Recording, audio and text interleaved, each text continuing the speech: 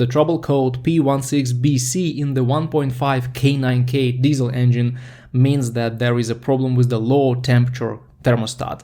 This is an additional thermostat in the cooling system, which is obviously less durable than we all want it to be. Once the thermostat fails to open or close, the temperature sensors will feel this and throw the P16BC code. In 90% of cases, the low temperature thermostat will need to be replaced, and then the coolant will need to be vacuum filled. These engines are quite demanding in terms of cooling system repairs, so it's not a DIY thing anymore. Before you replace this thermostat, you may also check if the electrical connections on this part look good. On some vehicles it's located behind the front bumper, which leads to water damage on a wet road. The connectors may get corroded and create circuit problems, which will eventually trigger the code.